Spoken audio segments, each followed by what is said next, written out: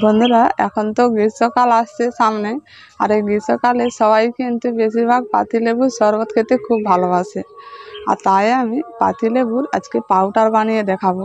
আর এই পাতিলেবুর পাউডার যদি বাড়িতে থাকে তাহলে শরবত খাওয়ার কিন্তু অসুবিধে হয় না। পাতিলেবু না থাকলে এই পাউডার দিয়েই শরবত খেতে পারেন।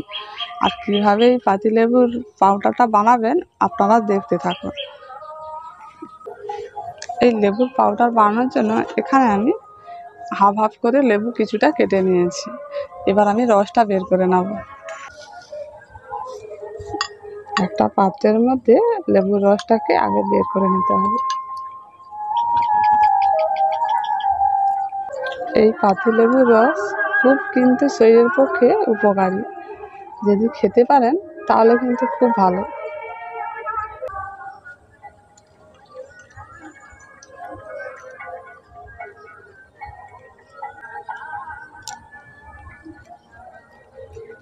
এই লেবুর রসে কোনো কিন্তু জল মেশানো যাবে না, শুধু লেবুর রস দিয়েই কিন্তু এই পাউডারটা বানাতে হবে।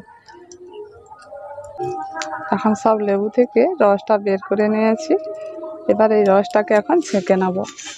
এই রসের মধ্যে তো বিচা কিংবা লেবু দানা দানা রয়েছে, ছেঁকে নিলে পুরো পরিষ্কার হয়ে যাবে।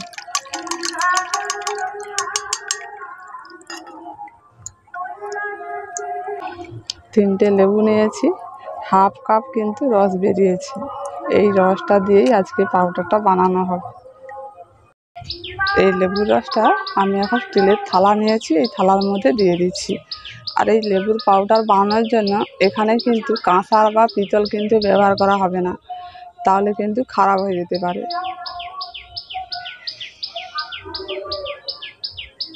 এখন থালার মধ্যে রসটা ঢেলে দিয়েছি। এই লেবু রসের মধ্যে আমি এখন চিনি দিয়ে দিচ্ছি। আমি হাফ কাপ লেবু রস নিয়েছি, আমি এই একই কাপে 2 কাপ চিনি দিয়ে দেব। আর 1 কাপ যদি লেবু রস নেন তাহলে কিন্তু সেই কাপে 4 কাপ চিনি দিতে হবে। আমি হাফ কাপ লেবু রস দিয়েছি বলে সেই কাপে 2 কাপ চিনি দিয়ে দিচ্ছি। আর 1 কাপ যদি লেবু রস হয় তাহলে কিন্তু 4 কাপ চিনি দিতে হবে। 1 কাপ দিয়েছি, আবার 1 কাপ দিয়ে দিচ্ছি। এবার চিনিটা লেবুর রসের মধ্যে দিয়ে দিয়েছি। এবার হাত দিয়ে এইভাবে করে একটু মেলে দিচ্ছি।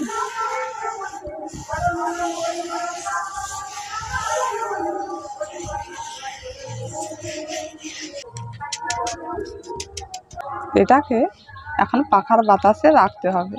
আর 6-7 ঘন্টা হওয়ার পর তখন এইটাকে একটু নাড়াচাড়া করে নিতে হবে, তাহলে কিন্তু বাতাসে খুব সুন্দর শুকনো হয়ে যাবে। আর একে কিন্তু রোদে শুকনো করলে ভালো হবে না, তখন জল হয়ে যাবে। পাখার বাতাসে কিংবা এমনি বাতাসে যদি রেখে দেন তাহলে খুব সুন্দরভাবে শুকনো হয়ে যাবে। মিনিমাম তো 1-2 দিন তো লাগবেই। 1-2 দিন পর এটা কিন্তু সুন্দর শুকনো হয়ে যাবে। বন্ধুরা, আমি 3 দিন পর এই লেবু চিনিটা নিয়ে এসেছি। কতটা শুকনো হয়েছে দেখুন। আমি 3 দিন পাখা চালিয়ে পাখার বাতাসে কিন্তু এই লেবু চিনিটা শুকনো করে নিয়েছি।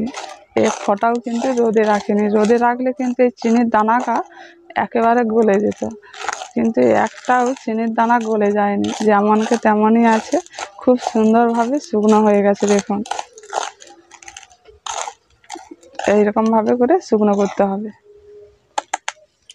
এই চিনির মধ্যে আমি 1 চামচ লবণ দিয়ে দিচ্ছি। লবণটা দিয়ে ভালো করে মিশিয়ে নেব।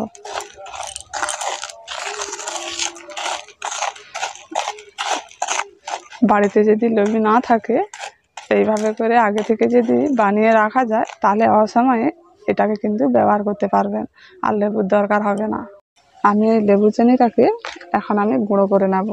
আমি শিলনোড়ার মধ্যে গুঁড়ো করে নিচ্ছি। শিলনোড়াটাকে ভালো করে ধুয়ে শুকনো করে নিয়েছি। আর আপনারা যদি মিক্সচারে গুঁড়ো করতে চান তাহলে মিক্সচারের জারটাকে ভালো করে ধুয়ে শুকনো করে নেবেন, তারপর গুঁড়ো করবেন।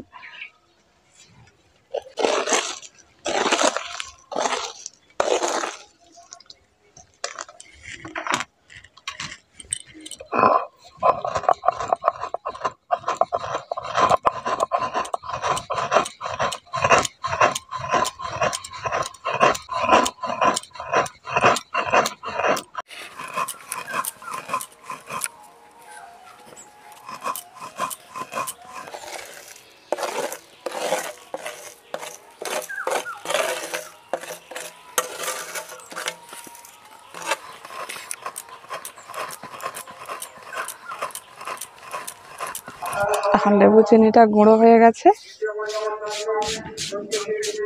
খুব সুন্দর করে গুঁড়ো করে নিয়েছি।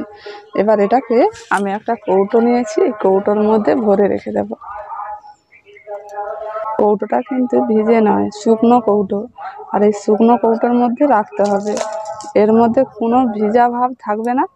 আর ভিজে কিন্তু চামচ কিংবা ভিজে হাত দিয়ে যদি ব্যবহার করেন তাহলে কিন্তু এটা গলে যেতে পারে, তাই শুকনো চামচে কিন্তু ব্যবহার করবেন।